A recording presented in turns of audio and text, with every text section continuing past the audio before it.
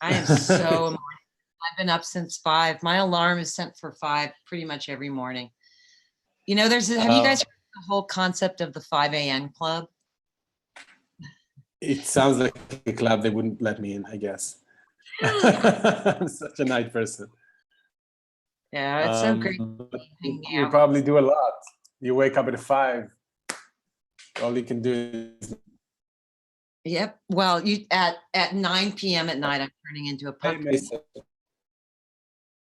So we've got some folks here. How exciting. We got Anna and Assad, Colleen, Jonathan, Nick, Yar. Hey, welcome. Welcome, folks. So we're so excited to hang out with you. Is that your daughter, Dory? Yeah, that's my. You want to say hi? Guest appearance? Okay, thank you. Thank you. That's so cute. Bribing him with TV. Yeah, he's going to watch TV. That's problem solved. Yeah, totally. Yeah, working parents unite. Awesome. Well, we've got a list of questions, folks, that we're going to bang through and answer. But what I first want to prioritize is everybody who's here and any questions that you have. So for those of you who don't know Dory, I know some of you came in through Dory's contacts, and but some of you probably came in through me. Dory is a game designer, a UX designer, and a gamification expert based in Tel Aviv. And somebody that I really admire and enjoy collaborating with, and I'm very excited to be working with on the masterclass. So getting to know Dory is something that is high value for everybody involved. Thank you, Amy, for that. Thank you very much.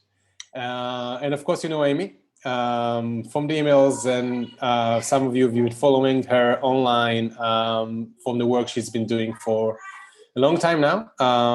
Apparently, Ultima Online was one of the games Amy was working on, which is a classic. And of course, The Sims, Rock Band, and some other companies you might have heard of, like Netflix, eBay, Happify. So I'm really excited to be collaborating with Amy once more. And let's do this.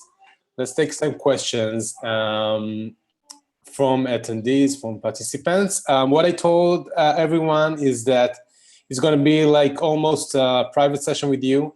We really didn't really have a topic specific, but you guys can bring it up. And I see you are online, Noah, and this is great. Noah has been following Amy for quite some time now. So, hi, Noah. What's up? Hi. How are you, Amy? Hey. You can't see me on the camera, but like I'm waving my hand, so you can see like imaginary waving.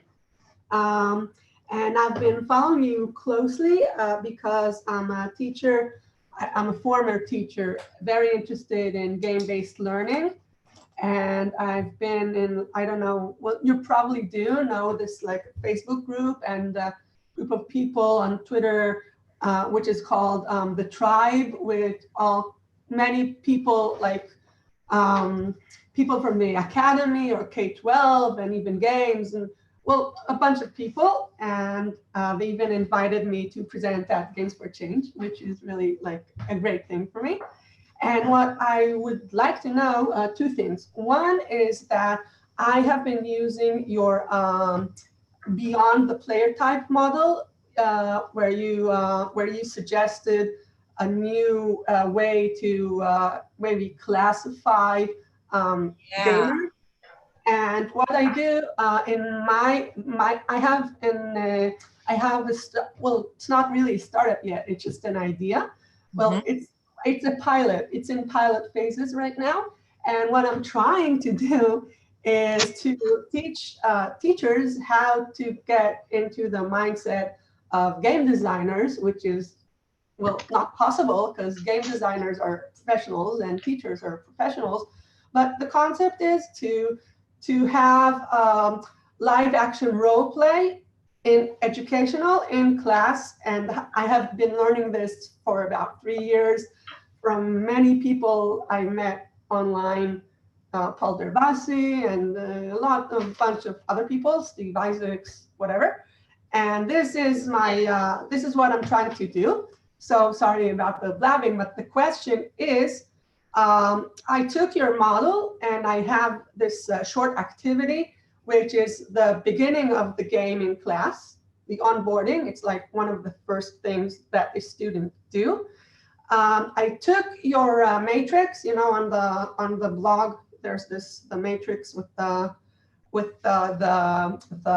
it's not a verbs actually. I'm missing the English here, but the Yeah, words. the social action matrix. Yeah. And what I did, because I've been looking for a player type questionnaire forever, and I've tried a bunch of different questionnaires, which were not good for elementary kids or kids at all. So what I've done is I've translated this matrix, okay, but without with the axes. It's just like a bunch of words scattered on a piece of paper. And then I instructed the students to pick the top five words that define them or that they like to do when they're playing games. Okay, like let's say they picked to win and to create and whatever, right? So then the teacher, she takes this sheet and then she sees, because it's only 5, so one part of the matrix is going to be like more popular. So then she sees which player type that that kid is, like basically, like, you know, in a ballpark, and then she knows what their playing motivation is. And now, assuming that learning is a game in my initiative, then she knows what motivates this kid to learn. So this is my theory and what I'm testing in my pilots right now. I had one today actually, which was very, very good. And I would just like to know your intake on that, because from what I read and studied with your writing, it's not like a questionnaire. It's just like a model you presented. So I would like to know if I'm interpreting it right, because, you know, I don't want to do it like you know, like psychology that you read like on a blog or whatever, that is not based on any evidence, and it's not real. It's just a show. So this is my question. That is such a great question. First of all, congrats on doing a pilot. Are you doing that in the classroom? I'm not a teacher anymore, but I'm doing it in 3 classrooms. And the amazing thing is I got funding from 2 programs in the Ministry of Education. So that's like really great. And I can work 2 days in a week promoting my sort of startup initiative. And one of the programs also have a mentor from the industry. Like, my mentor is really great and he's done a bunch of exits. So that's the entrepreneurship business side. But that's not why I'm here today. Got it. Understood. Thank you. Yeah, that's a great question. So let me repeat it so everyone here can follow along. So it's Noah. Is that how you pronounce it? Yeah. And where are you? Sorry? Where are you based? Ramat Gan, Tel Aviv, actually. The school, this pilot schools are like in Tel Aviv area mostly. Nice. Yeah. Nice. So that's a great question. So Noah is talking about the social action matrix. And by the way, I just published this week a video walking you step by step through the social action matrix on Game Thinking TV. And I'll link that down here in the chat for you all to check out. But if you go to YouTube and search for Game Thinking TV, you will find a video explaining it. So the social action matrix is an updated version of Bartle's 4, which is a matrix that Richard Bartle created to capture the behavior he was seeing in MUDs and these different types of people. And I updated that model to make sense for social interactions and for more lightweight and modern digital experiences versus combat modes, which is where it came from. So the intention of the model, as you are correctly saying, Noah, the intention of the model is to help you understand the focus of what you're building and make sure that the focus of what you're building is lined up to your player's motivation. That's fundamentally the focus. It's a tool to be used with other tools. And in the Game Thinking Masterclass, we go into that in detail in the design module and show you how it connects to the core learning loop, especially, but also to the mastery path tool. So that's the intro. So how you're using it is an experiment. I have never used it that way, to be honest. It is the reason I caution people about player types, because you're using it to create player types, essentially.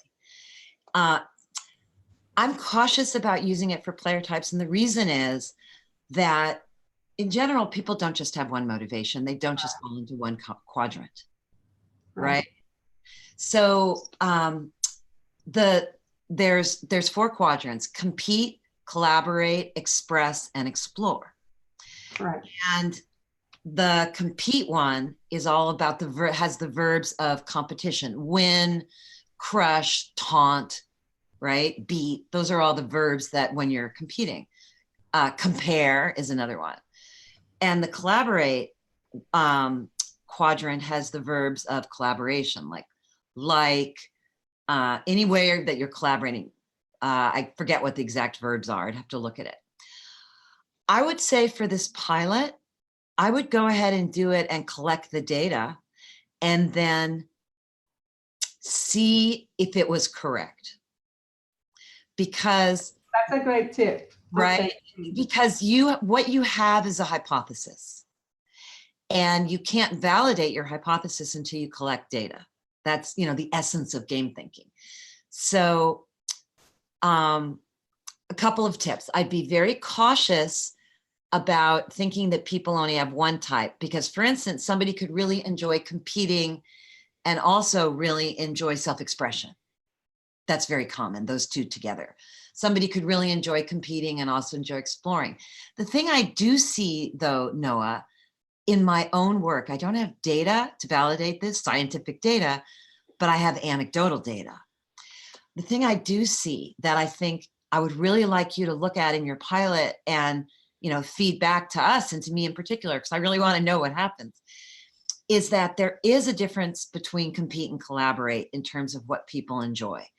What I see is that people either are pretty into competition, they're motivated by competition, they would describe themselves as a competitive person. And you can get that often by asking people to describe, how they like to play games, which is what you're doing. And then other people really gravitate toward cooperation. They don't, and usually it's because they don't enjoy head-to-head competition. They just don't enjoy it. I'm one of those. I've talked a lot about that in my work. So and for expression, self-expression and exploration, I don't see as strong as a divider. I'll see people that enjoy both, although they might gravitate. So I think the strongest motivational division, Noah, that you can probably look for is the division between, is this person super competitive, or does this person like winning together with other people? So I'd encourage you to really look at that in your data, and then just treat it as a hypothesis that you're validating. Right, totally. So what I'm taking, my takeaway from this is the next class that it's going to be, the matrix, even though they don't see the axes, but the matrix will be compete and collaborate. That's differentiate one thing. And then the next activity or worksheet or questions would be like a scale. So on one end is the exploring, and then the one end is the self-expression.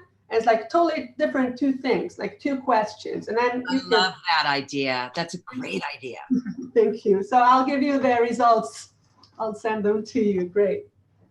Definitely. Awesome. Thank you for asking that question. Okay, thanks. Does anyone else have a question right now? You can go ahead and raise your hand if you do. Yes, let's see. Do I see any other questions? Not yet. If one comes up, you guys, just go ahead and ask it. So we have a list of questions that's come in on social, and I'm going to go ahead and answer those because I know a lot of folks are interested. All right, so here we go. This is related. I'll start with the ones related to education. Are any of the rest of you educators or learning and development professionals? If you are, just type yes in the chat, okay? If you happen to be. So one question that comes in a lot, I've gotten 3 of these in the last 2 days. I work in learning development, or I'm a teacher. Is the masterclass for me? Is game thinking for me? So the answer is absolutely. Game thinking is really popular with teachers, as you just heard. A lot of teachers write to me, in particular that social action matrix, super popular. But we also have, we have a learning and development professional that's one of our VIP coaches, Carl Kapp, who's been very involved. And Scott Kim, who is an expert in games-based education, is also one of our co-coaches. He's the lead coach for the education track. So we welcome educators, we welcome homeschool moms, school superintendents.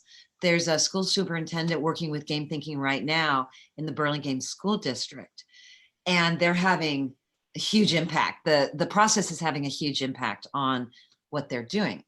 So if you are a learning specialist or an educator, this is gold for you. And fundamentally, what game thinking will do, the process, is it will guide you to developing much more engaging learning experiences for your learners, whether you're doing it in a professional setting or you're doing it in the classroom. And there's a lot of stuff out there, like Steve Isaacs you mentioned. He's awesome. He's a friend of mine. There's a lot of information out there to do it. The difference with game thinking is that this is going to give you a proven step-by-step system and expert game designers coaching you to move forward and iterate your steps towards success. So game thinking, that's how game thinking is relevant, and super excited to welcome educators into our program and just help educators apply this so that, you know, they can create much better experiences. All right, Dory, any thoughts on that you want to add? Well, it's always strikes me because we know that learning is a game, or like your friend Ralph Koster puts it, it is a game. Playing is learning, Right? and it gets lost in school so many times. And I always wondered how you can really work with teachers to do. So this is a challenge that I have not yet managed to overcome, I have to say, because you have on one hand like exams that they should take because that's the way the system works, unfortunately, and grades, and then you want them to really enjoy learning. So this tension is something that I could never really get, you know, pass successfully. Yep. So it's really exciting for us and for the educators that we're working with to be able to push past that and have a methodology to push past that. It's exciting and gratifying and really hard work. Don't want to lie about that. By the way, if anybody has a question that comes up, just go ahead and raise your hand and we'll answer it. So here's another question that comes up so much, and I got it yesterday, which is, I'm into gamification. How is this different? Do my gamification skills even matter? Do they help me out? So that is, again, such a great question. Game thinking is absolutely relevant and embracing of gamification. If you have a gamification background, if you're a gamification practitioner, if you love gamification, game thinking takes your skills to the next level. If you already know gamification, you're ahead of the game. That's great. What game thinking does is it gives you a journey first approach to designing your product that will help you use the game mechanics to support the journey rather than putting game mechanics in because they're there. And I know that's easy to say and hard to do, but the techniques of game thinking level up your gamification skills. It's really the next thing after gamification. It's the way to really bring true game design into your process versus the more marketing focused approach that gamification often ends up with. Dory, you want to add anything there? That's kind of a hot button topic, huh?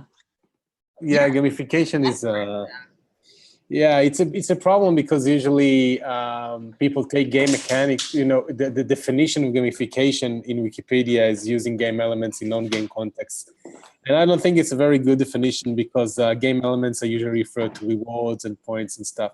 Games are so much more than that. It's a system that works well. It has victory conditions. It has like specific rules, and I would really love like all the gamification things that I do. I really try to teach game design, but it's less popular. So why is that? Because gamification still is like a magic word. We have this app, we want to add game elements, but as you know, when you add competitions just for the sake of competition or like badges just for the sake of it, just doesn't last long. No. And that's as a teacher, I see that also, and this like is spot on my next question, but I feel like I'm hogging the conversation. So you know what? It's awesome. You're the one who's asking questions, so go for it.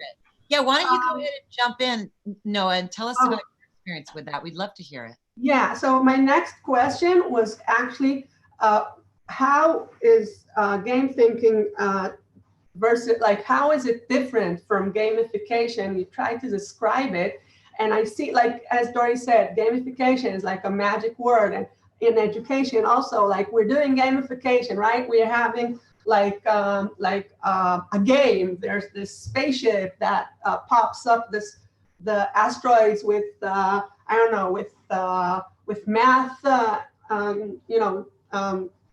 math questions, and then when you get it to the right number, you get stars, you get noise, you get whatever, and it's really fun, and it's like a game app, right?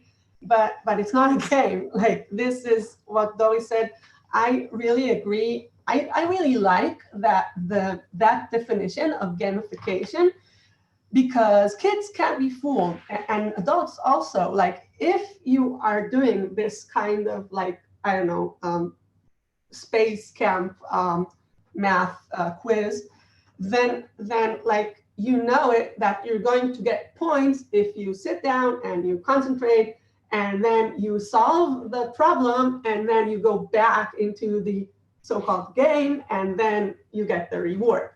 So you're not playing a game. You are not game-based learning. You're not learning, like, you're not immersed in a game, and then the learning is like a second, like, I don't know, like a sub thing on the way.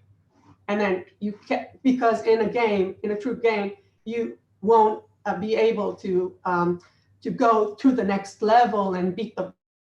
And I don't know, solve your mission if you are not skilled in what the game is trying to teach you.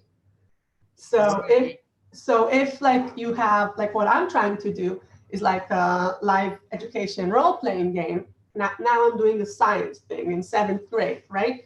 So they had to learn from the textbook or whatever. I made them a short movie, like a flipped learning thing. So they had to learn at home. And if you mark, or I don't know, mark that you learned, like said, yes, I did, or whatever at home, then you got like a coin, and then you came to class and you have to solve like sort of a real case in the emergency room, and the students are like doctoral students, like they're learning to be doctors. So the whole setting is like really pressured, and they have this like choose your own adventure thing, and they have to solve the case, right? So if you haven't learned, even though you said you learned and you got 1 coin, so if you haven't learned, you are not going to be able to solve the case in I don't know, 40 minutes, 30 minutes in the lesson. Okay, so that's what I mean, like game-based learning, which I attempt to do. But Right. but you're saying that the game thinking, you describe it as like a couple levels on top of gamification. Because as you said, there's this journey and you are skilled and then you get the points and so on. But, Yeah. So let's take points out of it for a minute, because points are a bit of a red herring. I mean, yes. Reward, let's say a reward. Okay, Yeah, you do a bingo, reward, and then you get like this badge and way to go, and then you're like second in the rank, and you get like a couple of more features or whatever, right? So you learned your language, and then you got some kind of reward. Okay. Right. So let's consolidate this into a question.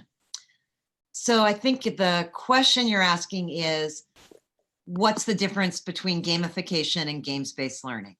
Oh, the question is, what is the difference between game thinking and game-based learning?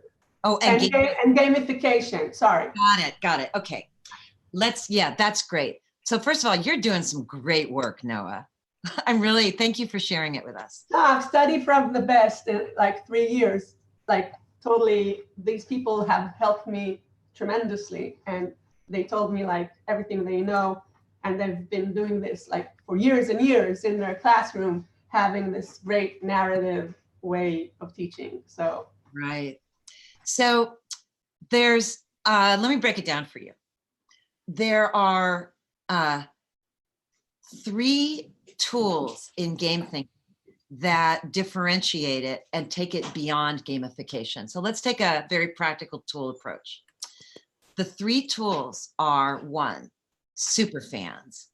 The idea of finding and identifying a slice of your early market, a high need slice, and testing your ideas on them and iterating with them.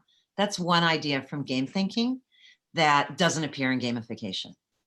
And it's very, very powerful. Yeah. So that's one. The second is the mastery path model.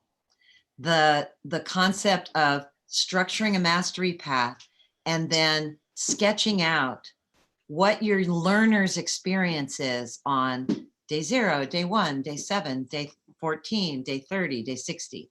Really thinking through, how is this person changing over time? What are they getting better at? What skill are they building? And really sketching that out as their journey. That's the mastery path.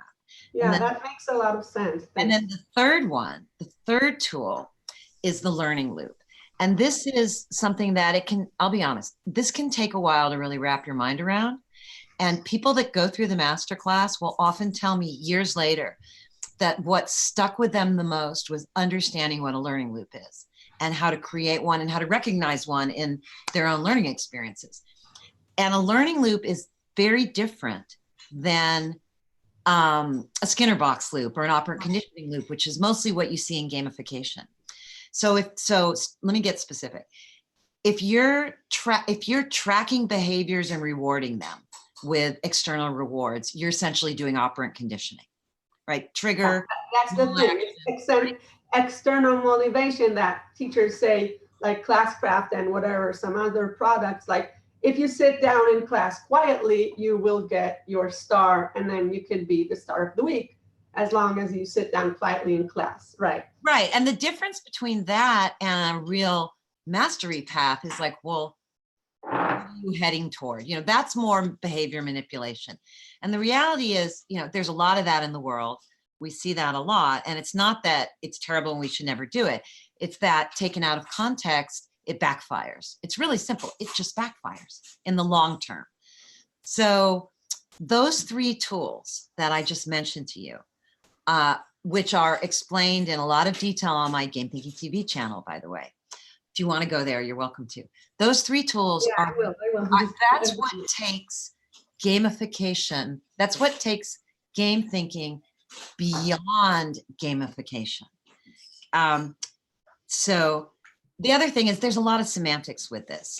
So I know people that are gamification practitioners that literally follow the game thinking methods, because they've seen that they work.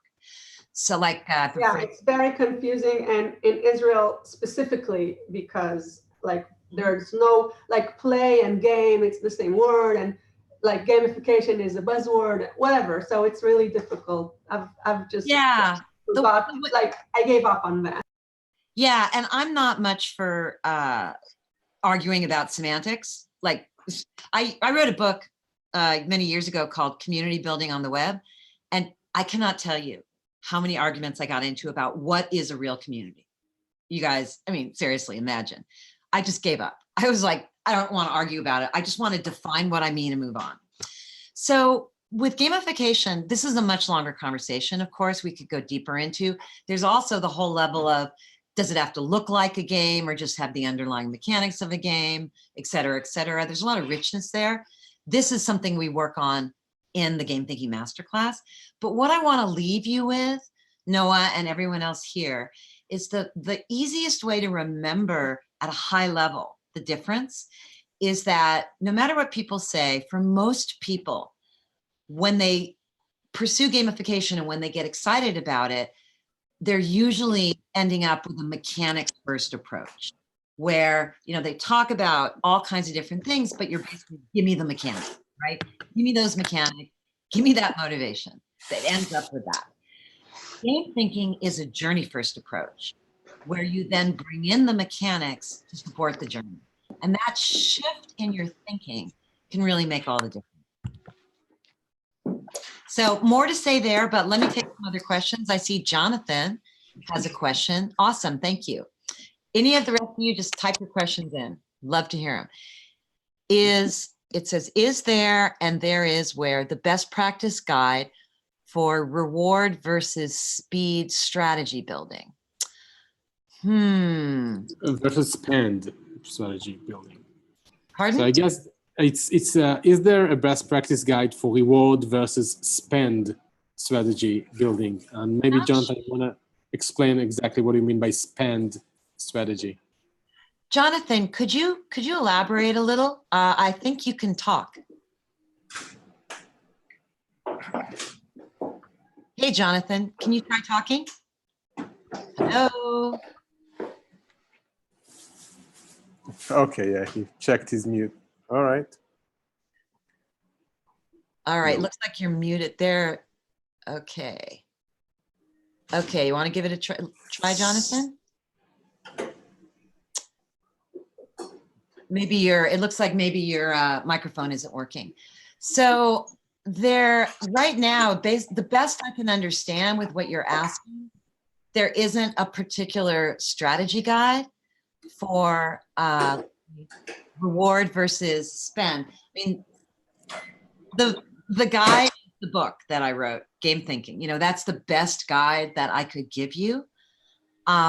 This is something that we go more in depth into, and there is another guide. So I have a more advanced module that's actually not part of the core Game Thinking course, but is something I use in my more advanced courses, which is a 4-layer model for building a progression system. Dory, this is definitely something I'm going to share with you. And I'm actually thinking of giving it as a bonus to everybody who signs up because it's friggin' awesome. It's just pretty advanced.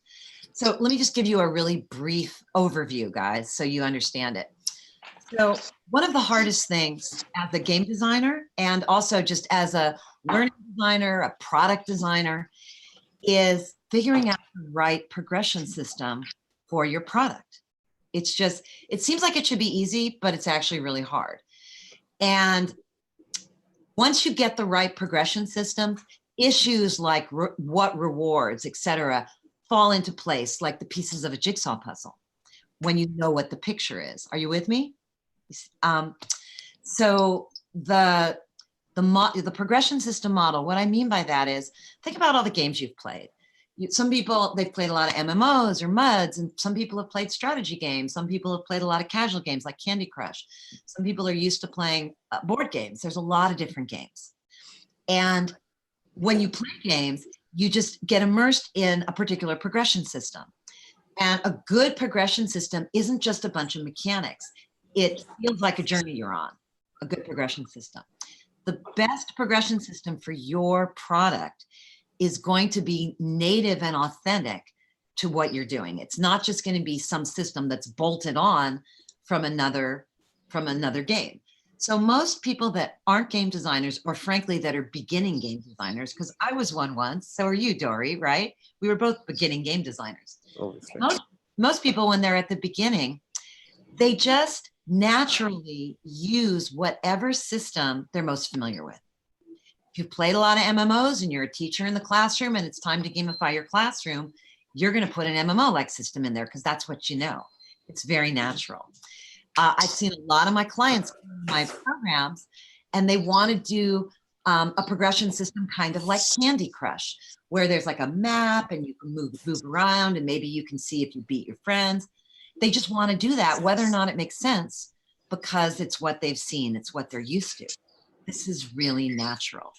However, that's not usually going to work because it's just bolted on. So what we do, to answer your question, Jonathan, the practical guide for figuring out your progression system, what we do is we use this 4-layer system where the bottom 2 layers are any kind of points or tracking system that you have. And there's 4 different kinds of points, and we go through those in detail. And then any kind of reward structures on top of those points. Because the way mechanically as a game designer, you build things is you have to have something that's like points under the sheets in order to track stuff. Now that doesn't mean you show the point. People make that mistake, but you have to track things. And then usually there's some sort of chunking on top of those points that might be collectibles or levels or things like that that are essentially chunking along the journey on top of those points. And that's where most people stop with gamification. They have that. Those are the bottom 2 layers of a progression system. Those are just like what you can actually do in your system, what you can actually track, what you have the metrics to do. And then design on top of that that makes it more meaningful to your learners. But you don't stop there. You actually look at the 2 layers above, which are at the next layer up is called your metagame. And the metagame is something that happens outside of the core game that gives it a progression. And metagame is something that happens between sessions and over many sessions versus within a session. And so mapping out what metagame makes sense. Again, we have all the tools for that in the masterclass. But at the highest level, the most important thing with figuring out rewards, how to use rewards in your system, is to understand the motivation and goals of your player, your learners, your users. And so if you connect the mechanics at the bottom with the motivation of your learners, and then put a metagame in the middle of that to spread out your learning and your rewards and your feedback over time, you're going to come up with a much more authentic and usually much simpler progression system than if you just shove a bunch of mechanics. So that's one thing that we've developed that we share with our clients that really sets you up to figure out all the details within it. So I'm not sure if that answered your question, Jonathan, but that is what we use. And it looks like Anna has a question too. All right, Anna, you can talk. Can you hear me? I sure can. Welcome. So I co-founded a company where we make games for business purposes, especially HR purposes. So these are games that are B2B games rather than B2C usually. It's for recruitment, training, awareness subjects, stuff like that. And I think it's a French company. And I think in France we have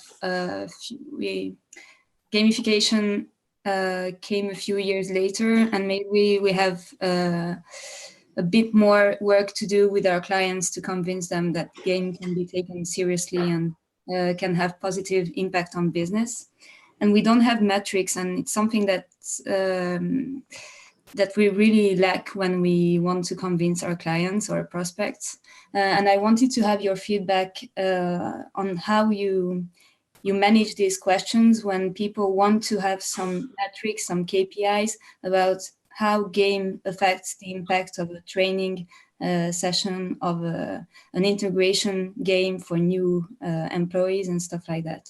And if there isn't any study that show that, how can we implement these measurable KPIs within the games so that we can reassure our clients that their money has a positive return on investment? That is such a great question. So I have some thoughts on that.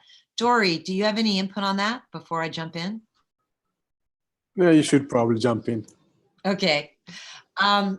So the tricky thing about those metrics, Anna, is that a game is a game as a game as a game is not true. So the tricky thing about those kind of metrics is that I've seen people present those metrics around gamification, you know, this much lift in that, this much lift in that.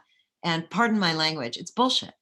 Because one, many times the lift goes down, as we talked about before. When you just gamify something, what you see is a short-term lift and long-term harm.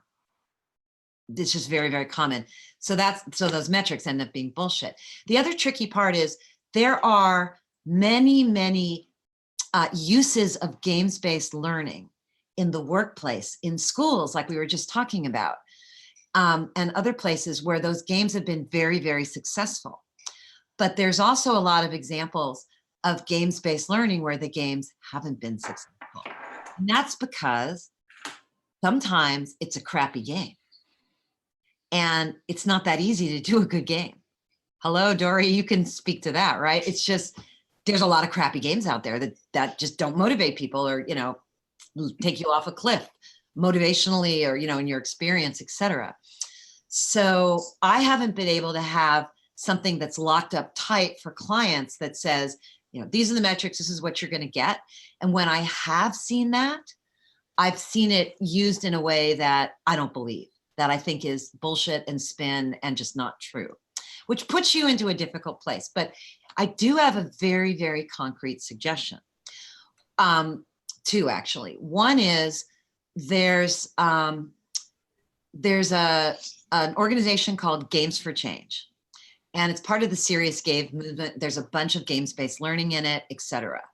And they may actually have some of those studies that you're talking about. I don't know about it, but there's a whole bunch of people that have been sharing best practices around exactly this topic in a very specific thing. So you could follow up with, look for Games for Change, and they may have some things for you. And anecdotally, there are many anecdotal experiences people have had. Jackson Shea in Malaysia, who's a very close colleague of mine, has done a bunch of this kind of work internally with very large companies doing employee engagement. And he's had some great success, but he's also had some failures with making a game-like experience that didn't motivate people. And then he iterated, and then he learned, and then he made it better. So I don't have anything off the top of my head or off the cuff for you. I think you may be able to look some stuff up, but the more exciting thing would be you can actually create your own study. And I would love to support you in doing that, in setting up the study, making it actually really good and really solid, figuring out how to have the cohorts you need to do a good study, you know, the people that do something and the people that don't. So if you're interested in pushing forward and doing that work, I would just love to support you in that. I think it would be really valuable, but it's very tricky to do it in a way that doesn't end up just as marketing bullshit.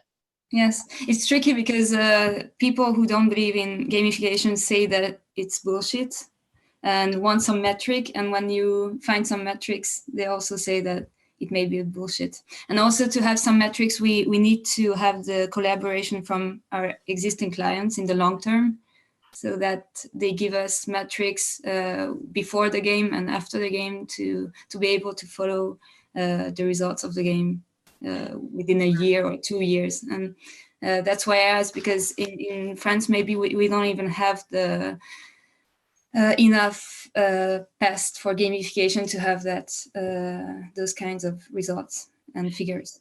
So what's interesting, Anna, I have another colleague in France I've been working with who is a gamification and play.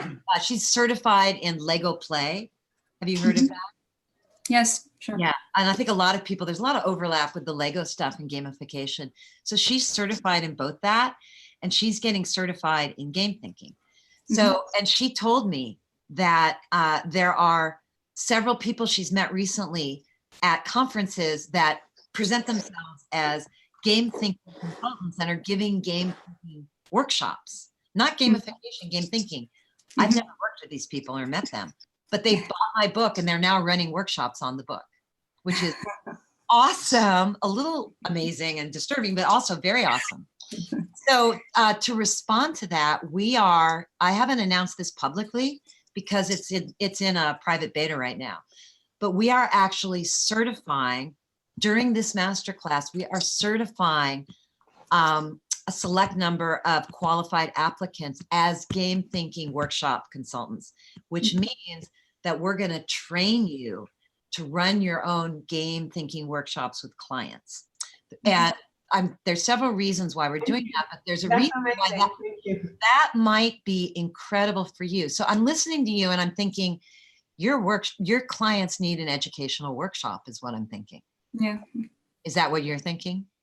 Yes, I think too that sometimes they also need to convince their managers. Maybe they are convinced by gamification, but it's not. It's just they are convinced because they believe in it and don't have any figures, and so that they could convince the people who manage them. That would be great. Yes. Yeah, and I think that one of the things I'm starting to see is that there's a lot of people who are skeptical of gamification for good reasons, because they've seen it fail. You know, it's been out there long enough that there's a lot of failure. So one of the things that might also work is to say, this isn't gamification, this is game thinking. It is better than gamification. It takes all the lessons we've learned about why gamification is limited. Because you can say to them, you're right, you are so right. Gamification is very limited. But I've got this thing that goes beyond gamification, and then pull them along for the ride. So anybody in this room, by the way, who is a consultant like Anna, who wants to run game thinking workshops, if you sign up for the Game Thinking Masterclass, you will get the opportunity to be certified as a game thinking workshop coach. And you can get my whole package, which is how you run a game thinking workshop, the templates you need to give to people during the workshop to make it go well and go quickly, the outline of what a good 1 day or 2 day workshop is, etc. That's my workshop package. I'm training up a select group of people who sign up for the masterclass and want to make money with this, giving workshops, to give a dynamite, kick-ass game thinking workshop and be certified by our organization. Yeah. Yeah. So Anna, if you're interested in that, I would love to empower you. There's actually another consultant in France who's going to be doing it. And so that would also be an opportunity to learn together. You can send me follow-up email, just directly to the emails you've been getting from me and ask me questions. But I just want to put it out there that you sound like someone who could totally take advantage of that extra training. And I would be delighted to offer it to you complimentary if you sign up for the masterclass. Great, thank you. Keep it in mind.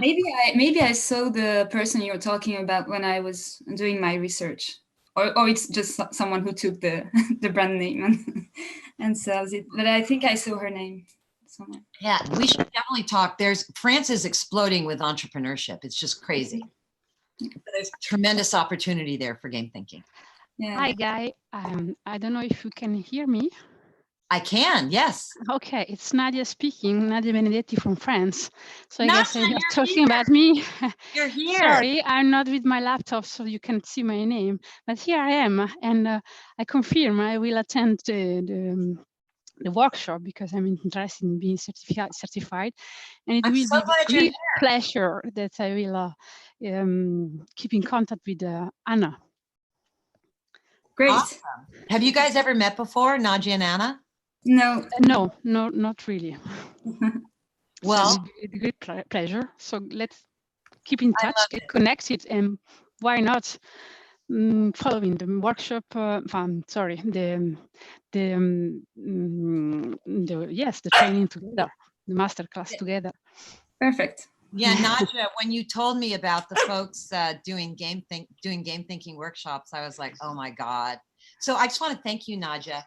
That conversation is what prompted me to put certification on the fast track.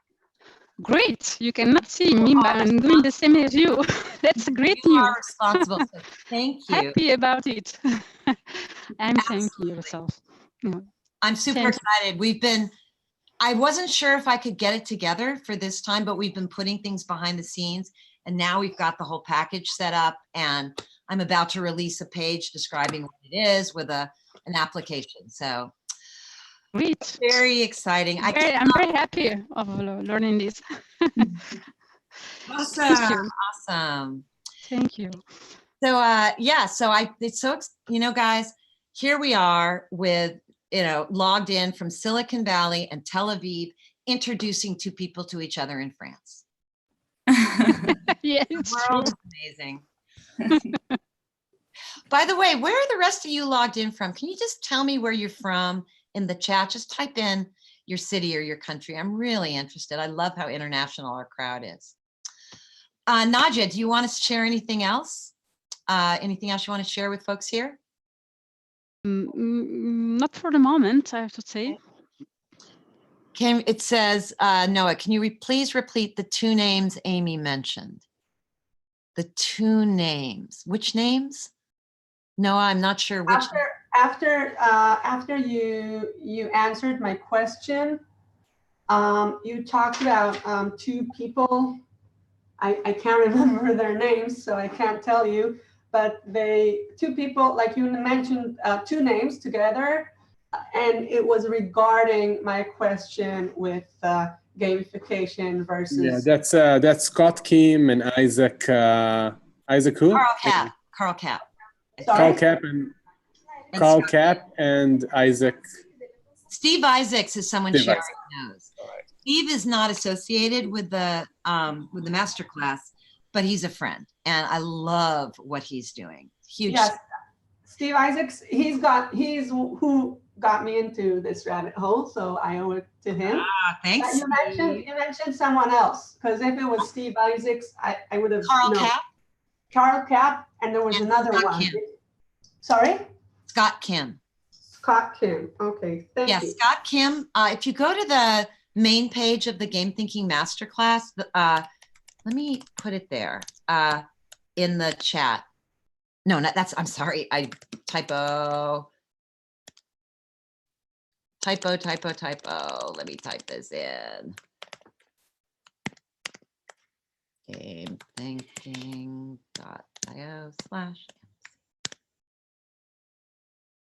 That should work. I'm sorry. Okay, if you go to the that page, you can see Scott's bio. And Scott is a very experienced educational game designer. He did the next generation of games for Age of Learning, which is one of the top educational game publishers in the world. He did the puzzle designs for Bejeweled, Pop It, Tetris, Moshi Monsters, all kinds of things. He works in schools with school superintendents, putting games-based learning into their after-school programs and classrooms. And he also developed a program called Math Mondays for games-based learning during the lunch hour that is now gone national and been picked up by the American Math Society, and they're distributing it to teachers and homeschool parents nationally in the US, Math Mondays. So that's a little bit about Scott. So he's deep into games-based learning, as well as being an expert game designer. And he's leading our education track. So an incredible resource for you to learn from and get feedback from on your games. Did that answer your question? Yeah, totally. And Awesome. I went to the page and I saw Dory is there also as don't remember what section you were, Dory, but you're on the website somewhere. Yeah, Dory is going to be involved as well. We've got people from different countries to help folks who are in those time zones really dig in deeper between the sessions. Yes, Dory's beautiful face is on the page. So Jonathan, it looks like you're having technical difficulties. If you want to type in a little bit more about your question just in chat, you could. Can you hear me now, Amy? Oh, yeah. Hey. Yeah, the microphone itself was muted and I didn't notice until I saw the red light. I'll tell you a bit about where I come from, where I work, and then maybe you'll understand why my question was what I asked. I work in a company where we're currently working towards being a relationship builder for small businesses. That is to say, we create apps that help all kinds of small businesses stay in touch with their clients and also bring them back by various means. So far, we're emulating loyalty clubs, points, coupons, and things like that. And naturally, we want to up our game, pun intended. So for me, it's very interesting that you use the word game thinking rather than gamification, because as was already pointed out, gamification has kind of a bad rep at this point. And my question is, how do you think, or how difficult would it be, since we operate on a, shall we say, an automated delivery system, where the business owner, all he has to do is fill in some forms and he gets the product, he gets the app, he gets, the connection with his clients. And if we want to put game thinking into this process, how difficult, and should it even be attempted in a direct way, is it to tell them about game thinking and and explain to them why it's important and all, and what it will give them as a small business? I think, Jonathan, that game thinking is more for you guys.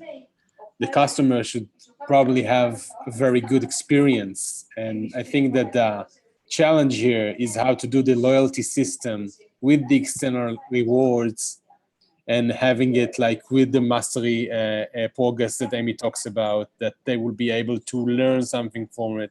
But basically, and correct me if I'm wrong, Amy, game thinking is the method that we use to create these experiences. For the customers, it's a good product. Yes, I think that's true. So Jonathan, to build on what Dory's saying, I have a few questions for you. Do your customers have to know about gamification, or do they just experience the loyalty system? Do you mean the customers as in the small business owners, or the customers as in the end users, the app users of those small businesses? Do you understand my question?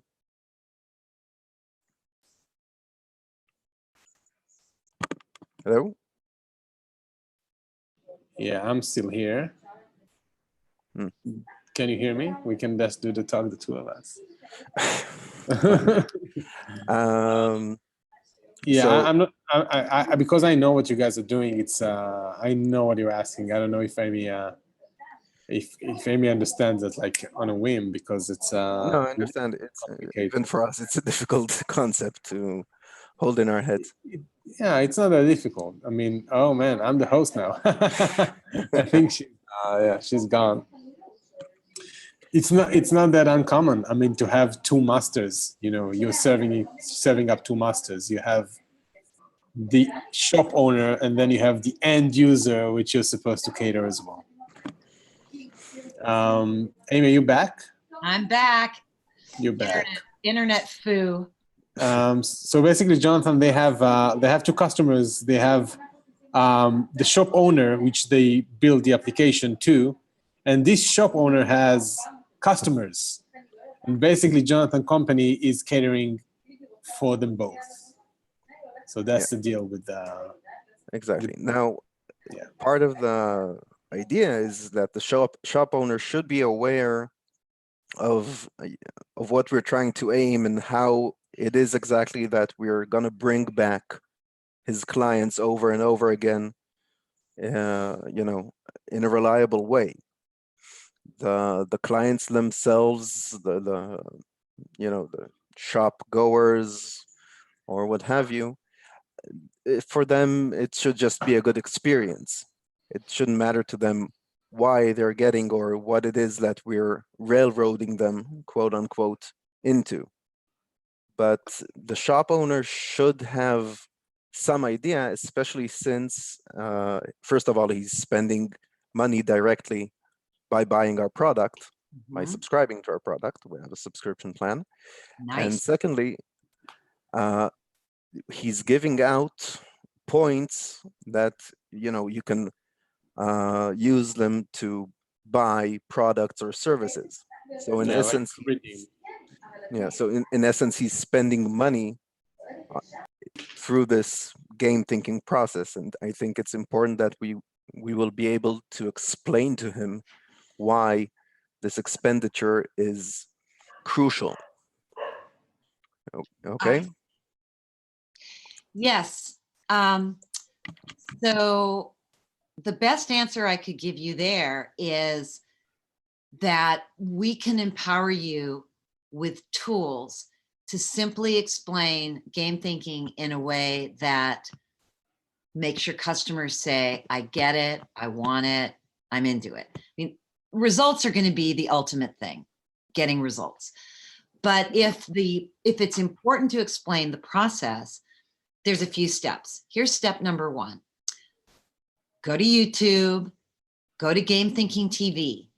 The reason that I created that channel is exactly for this, so that I wouldn't have to keep answering the simple questions. What is game thinking? Why is it powerful? How is it different than design thinking, et cetera, et cetera. So there's several videos on that channel that you can share with your customer, but even better, you can watch yourself and just pick up the language and then just use it back with your customer. So that's step 1.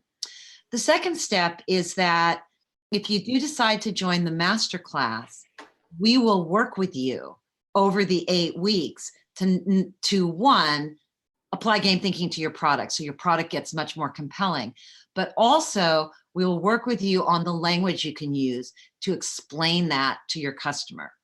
And in order to do that, we really have to get to know your product better. But I think there's, in particular, earlier I mentioned these 3 tools that differentiate game thinking from gamification: Superfans, Mastery Path, Learning Loop, right? And so I think you don't just say those 3 tools to your clients, but I think there's probably a narrative you can construct around those tools. Once we understand what your area is and what you're doing better, there's a narrative you can construct for your clients that will educate them and make them excited about doing this. And part of that narrative is, this goes beyond gamification. We understand the limits of gamification. We know how powerful loyalty systems and mechanics are. This is the method that drives long-term engagement. This is derived from hit games like Rock Band and The Sims, etc. And so I think there's a narrative there that can really help you. But that narrative is going to be best expressed in the detailed context of your application. I see. All right. Does that make sense? Yeah, absolutely. Awesome. I'm just sorry. Could you repeat the 3 tenants? Absolutely. Superfans. Superfans. That superfans, which is the slice of your market that is high need and that can help you iterate your ideas to life. 2, mastery path, a 4-stage framework for creating a journey to mastery for your learners or your customers. And so a mastery path is what elevates a loyalty system into something that feels more game-like. Mhm. And a learning loop, which is actually the mechanics of how you do skill building. So a learning loop is built around a compelling, pleasurable, repeatable activity and feedback that helps you get better at that activity rather than manipulation and tracking. All right. I think that in our case, we also have a very interesting case study because we actually have 2 different kinds of entities in our system that we're actually working on both of them, both the business owner himself that we are trying to teach how to work in this new environment with these new tools, and also the clients themselves, which are differently motivated, I suppose, but it Yeah. should be interesting.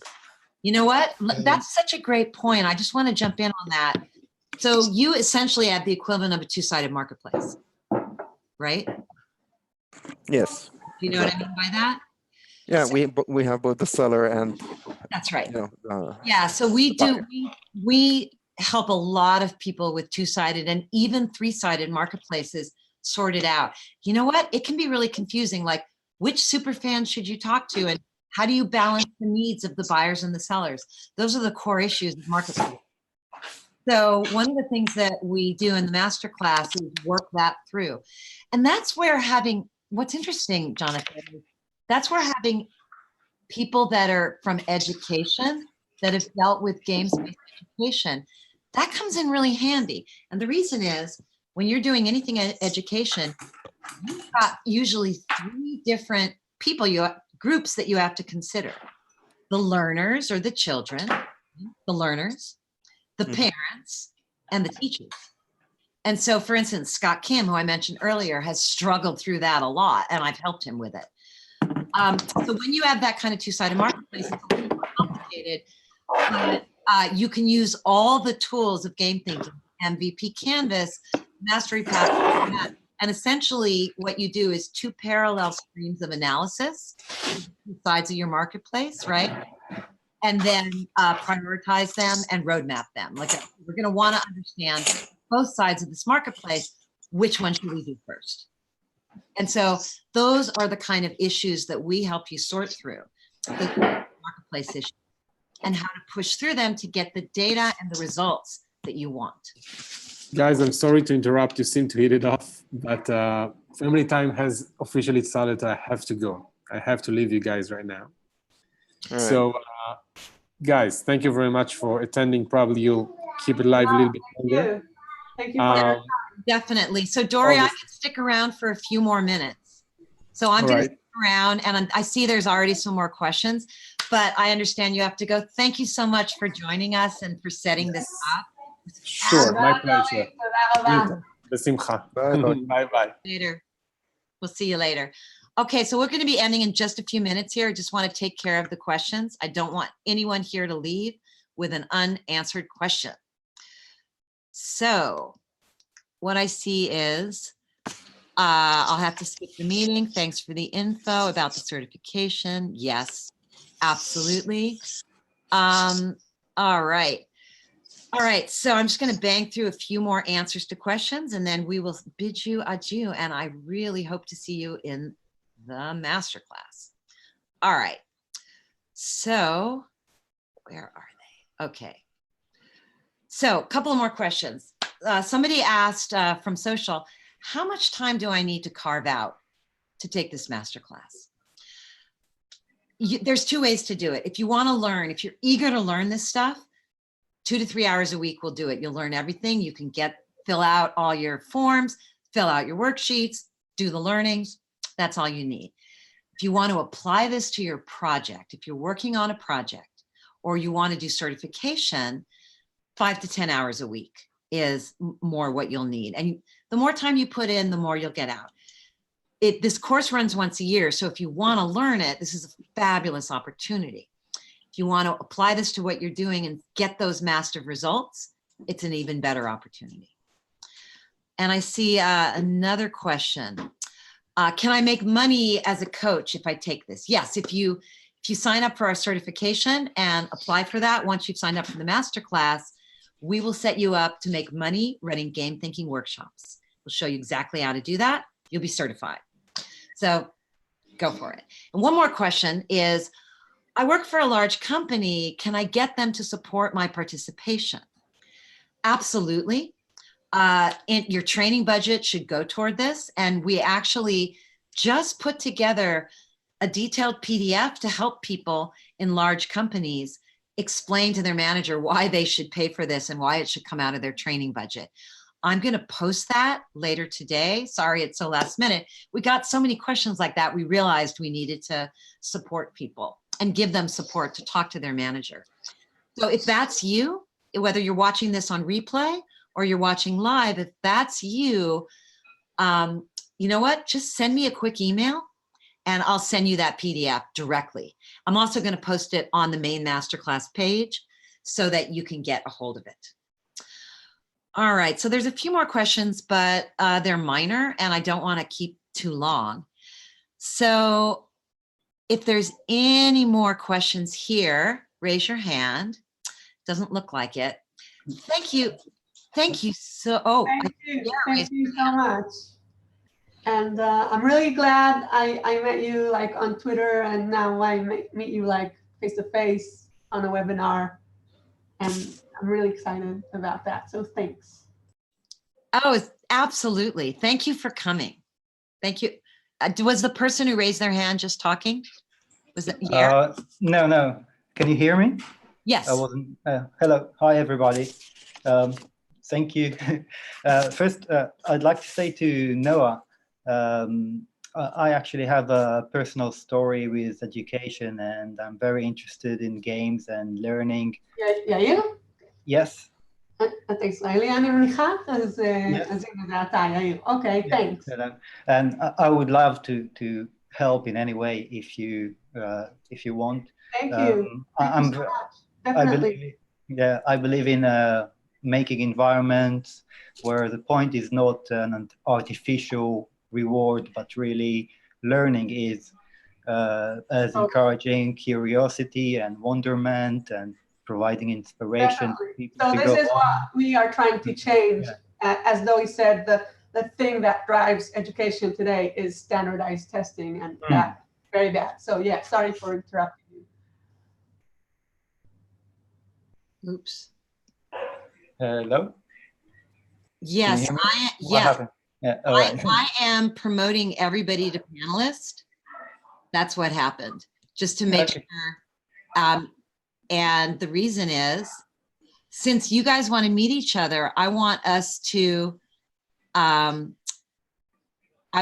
be able to turn on our video really quick. And, all right. And let's see. I mean, I make you all a co-host. I think you can turn on your video.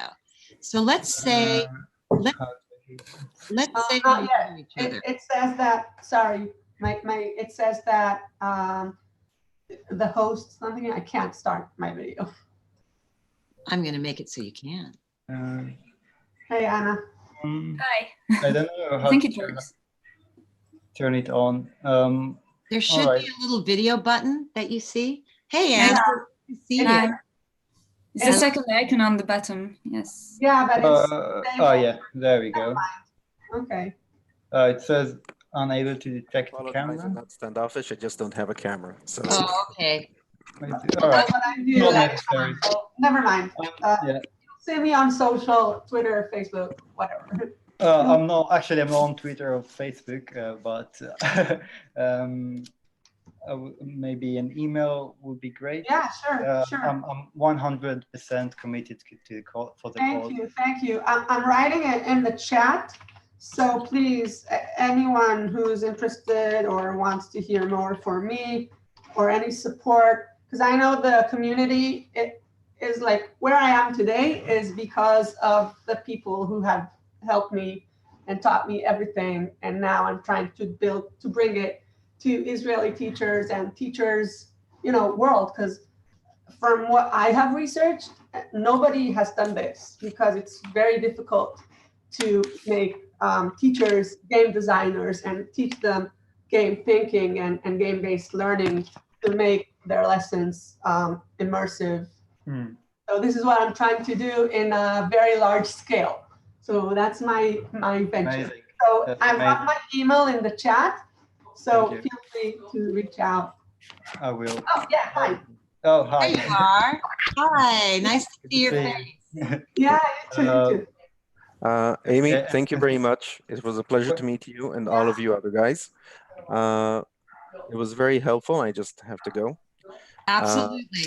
Thank you very much, and we will be in touch, especially. Thank you. I will Thanks be for with- joining us. Thank you, Okay. Jonathan. And Yeah, so thanks you. everyone for joining Thank us. you. It was just super fun. It was a yeah. pleasure. Sorry, for you, Amy, question for you. Well, after receiving details about this session from Dory, I was very excited to learn about the service and activities on your website just today, really. So it's all very exciting for me. I'm currently in early stages of developing a product which I think that you would love, actually. It involves neuroscience, gaming, mastery, and rock and roll. Oh my God, all my favorite. And I'm currently not in This is awesome. I'm currently not in a stage to take the master class, but I will.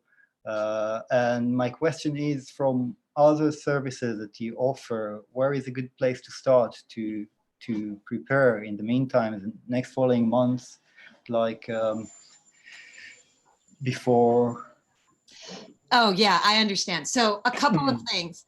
So Yeah. timing is absolutely important. I support you to do it at the right timing. So I'm glad you're really thinking about that. I will tell you something.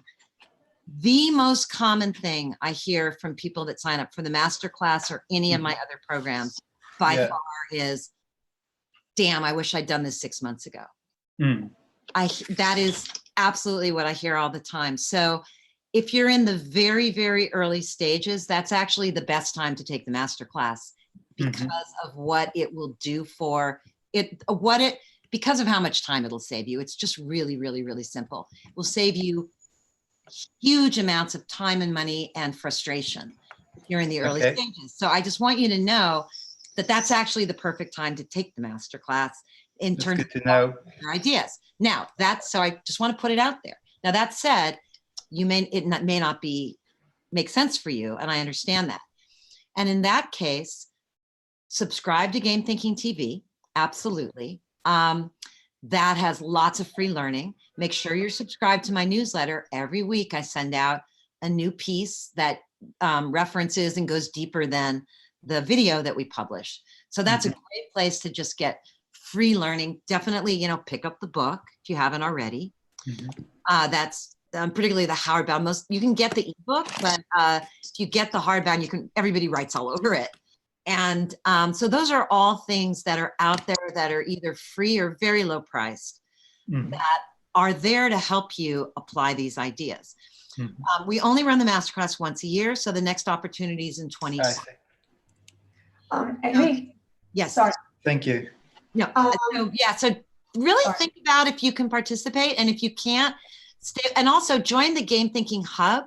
That's our community that we use, and we have internal groups in there for the masterclass where we get down and dirty and roll up our sleeves and work together. But we also have a free community so everybody can gather together and just learn together and help each other. Amazing. Thank you very much. So glad you're part of our community now. Thank you. Quick question. In your webinar, you posted this link with the the last part of the link was something secret, or like a special link for the webinar. It's like game thinking something /secret. If you don't remember, I'll look it up because what was it? Where did it go to? What are you looking for? You were talking about something that is something that is review of the Game Thinking Masterclass, but like a shortened version or something like that from the webinar something slash secret? Like a Well, special gamethinking.io/secrets is actually where all of our content is. Oh, okay. So what I have, there's a few things I have. I want to make sure you have it. So that's the masterclass page. Gamethinking.io. Oh no, I didn't do gamethinking.io. Sorry, that doesn't work. I posted it earlier. gamethinking.io/MC is the short. Right. I keep not doing it. I'm sorry. No, it's forward in the chat, so that's okay. Masterclass. So what do you mean in the webinar I did on Monday? In the last webinar that Dory hosted, right? You said something that like, one, if yeah. you, all of us that we came, we could have like a complimentary something, which /secret. Oh yeah, I think it's gamethinking.io/secrets that is the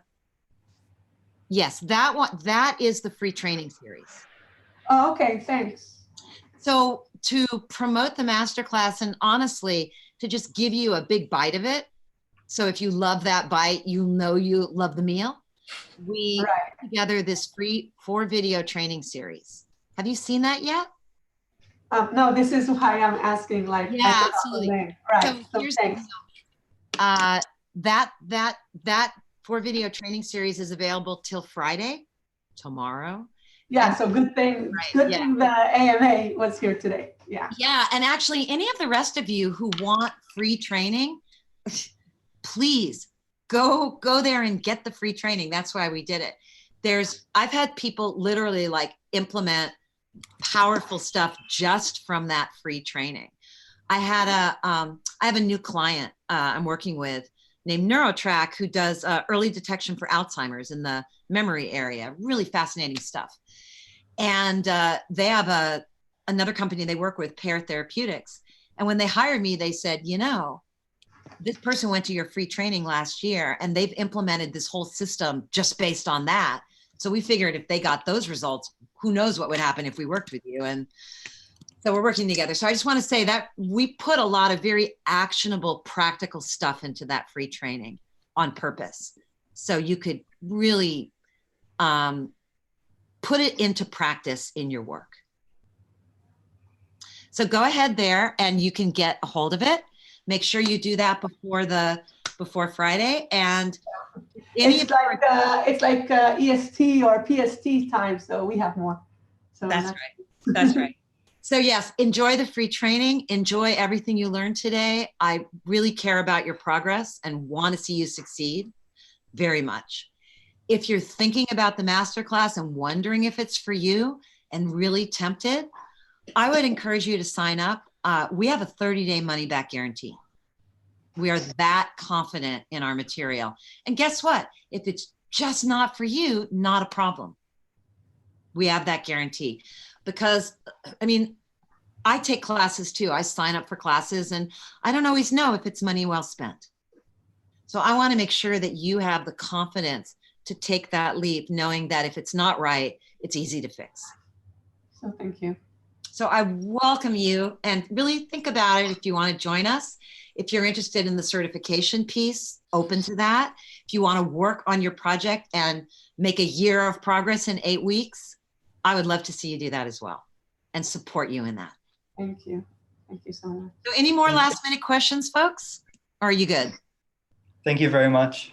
Yeah. Thank you. Awesome. It was great connecting with you. Thank you for taking the time out of your day to hang out with me. It means a lot. We're all busy and I really appreciate it. For us too, for me. Yeah. Hope to see you soon. So take care. Okay. Thank you.